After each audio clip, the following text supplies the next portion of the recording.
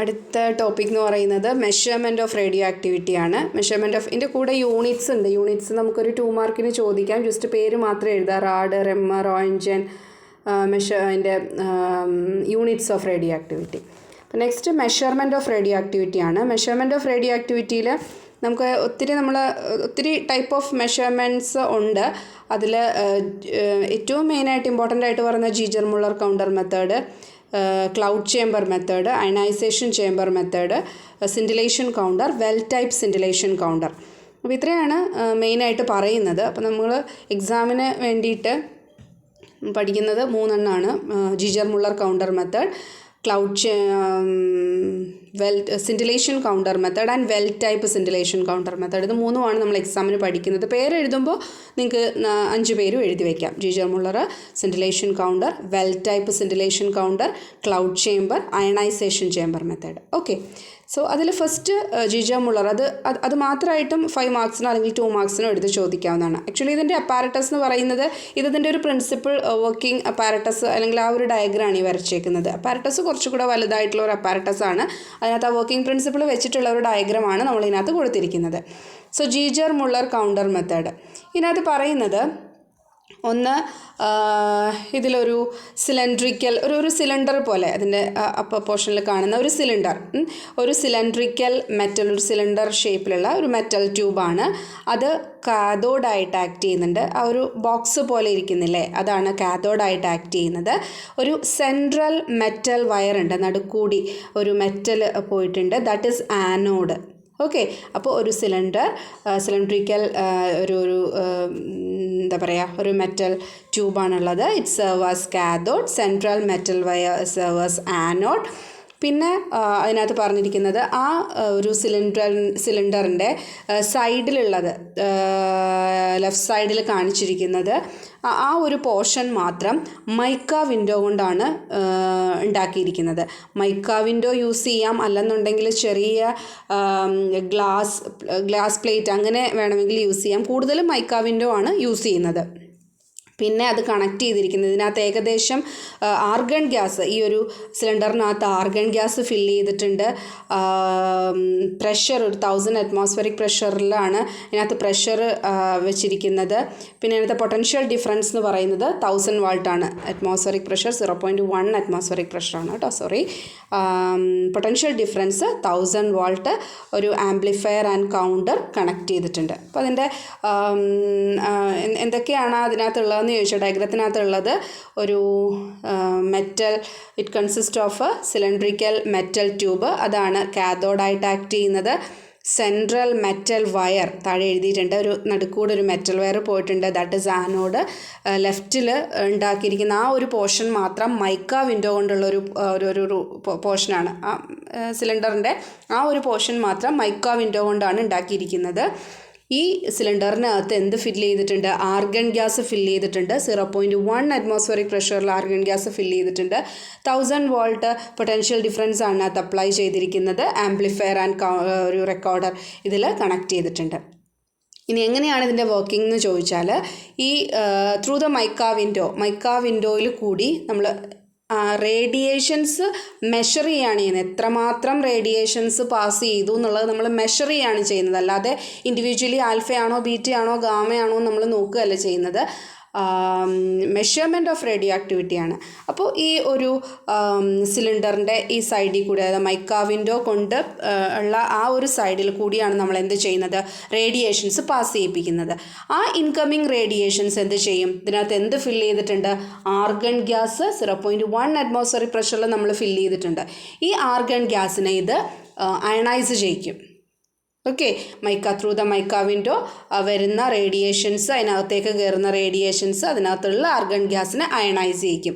Ionise ചെയ്യാന്ന് പറഞ്ഞിട്ടുണ്ടെങ്കിൽ positively or negatively ആയിട്ടത് മാറുകയാണ് ചെയ്യുന്നത്. അങ്ങനെ വരുമ്പോൾ positively charged particles to the cathode, അല്ലെങ്കിൽ അയണൈസ് ആയിട്ടുള്ള ആർഗൺ ഗ്യാസിലെ പോസിറ്റീവ്ലി ചാർജ്ഡ് കാഥോഡിലേക്കും നെഗറ്റീവ് ചാർജ് ഉള്ളത് ആനോഡിലേക്കും പോകും. എപ്പോഴാണ്? വെൻ റേഡിയേഷൻസ് അതിനകത്തേക്ക് കടക്കുമ്പോൾ, അല്ലേ, ത്രൂ ദ മൈക്ക വിൻഡോ അതിനകത്തേക്ക് കയറി അതിനകത്തുള്ള ആർഗൺ ഗ്യാസിനെ അയണൈസ് ചെയ്തിട്ട് negatively charge particles to the anode and positively charge particles to the cathode. So എത്രമാത്രം റേഡിയേഷൻസ് അതിൻ്റെ അകത്തേക്ക് കയറുന്നോ അത്രയും അയണൈസേഷൻ അതിനകത്ത് നടക്കും. ആ അയണൈസേഷൻ നടക്കുന്ന അനുസരിച്ചിട്ട് നമുക്കിവിടെ ഈ ആംപ്ലിഫയർ ആൻഡ് കൗണ്ടറിൽ അത് പെർ മിനിറ്റിൽ എത്ര പൾസസ് വന്നു എന്നുള്ളത് കൗണ്ട് ചെയ്യാനും പറ്റും. സോ എത്ര റേഡിയേഷൻസ് അവിടെ വന്നു എന്നുള്ളത് മെഷർ ചെയ്യാൻ പറ്റുന്ന ഏറ്റവും സിംപ്ലസ്റ്റ് ആയിട്ടുള്ളൊരു മെത്തേഡാണ് ജീജർ-മുള്ളർ കൗണ്ടർ മെത്തേഡ്. ആ ഒരു കൗണ്ടിങ് അല്ലെങ്കിൽ പെർ മിനിറ്റിൽ വരുന്ന പൾസസ് നമുക്ക് വരുന്നത് അയണൈസേഷൻ നടക്കുന്നത് കൊണ്ടാണ്. Okay, so number of pulses per minute വെച്ചിട്ട് നമുക്ക് ആംപ്ലിഫയർ ആൻഡ് കൗണ്ടറിൽ അത് കൗണ്ട് ചെയ്യാനായിട്ട് പറ്റും. അപ്പോൾ ഇതാണ് ഏറ്റവും സിമ്പിളായിട്ടുള്ളൊരു മെത്തേഡ്, ജീജർ-മുള്ളർ മെത്തേഡ്. അതിനകത്ത് ഈ ഡയഗ്രം നീറ്റായിട്ട് വരയ്ക്കുക. ഡയഗ്രത്തിനകത്ത് ഓർത്തിരിക്കേണ്ടത് ഇതൊരു മെറ്റൽ ട്യൂബാണ്, സിലിണ്ടർ മെറ്റൽ ട്യൂബാണ്. അത് ആണ് കാഥോഡായിട്ട് ആക്ട് ചെയ്യുന്നത്. സെൻട്രൽ മെറ്റൽ വയർ ആനോഡായിട്ട് ആക്ട് ചെയ്യുന്നു. അതിൻ്റെ ഒരു പോർഷൻ മാത്രം മൈക്ക വിൻഡോ കൊണ്ടാണ് ഉണ്ടാക്കിയിരിക്കുന്നത്. അതിൽ കൂടിയാണ് റേഡിയേഷൻസ് അകത്തേക്ക് കയറുന്നത്. അതിനകത്ത് ആർഗൺ ഗ്യാസ് ഫില്ല് ചെയ്തിട്ടുണ്ട് 0.1 അറ്റ്മോസ്ഫിയറിക് പ്രഷറിൽ. അത് ഈ വരുന്ന റേഡിയേഷൻസ് അതിനകത്തേക്ക് കയറുമ്പോൾ ഇത് അയണൈസ്ഡ് ആകും. അയണൈസ്ഡ് ആകുമ്പോൾ positively charge particles to the cathode and negatively charge particles to the anode. So ആ വരുന്ന അയണൈസേഷൻ അനുസരിച്ചിട്ട് നമുക്കിതിനകത്ത് ആ പൾസസ് കൗണ്ട് ചെയ്യാൻ പറ്റും. ഓക്കെ, ഇതാണ് ഫസ്റ്റ് മെത്തേഡ് എന്ന് പറയുന്നത്. എൻ്റെ എക്സ്പ്ലനേഷനാണ് ഈ കൊടുത്തിരിക്കുന്നത്. രണ്ടാമത്തെ method scintillation counter method.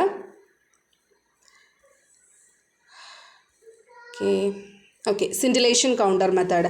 Scintillation എന്ന് പറഞ്ഞാൽ ഫ്ലാഷ് ഓഫ് ലൈറ്റ്, ഒരു ചെറിയ ലൈറ്റിൻ്റെ ഫ്ലാഷ്, അതാണ് സിൻഡിലേഷൻ എന്ന് പറയുന്നത്.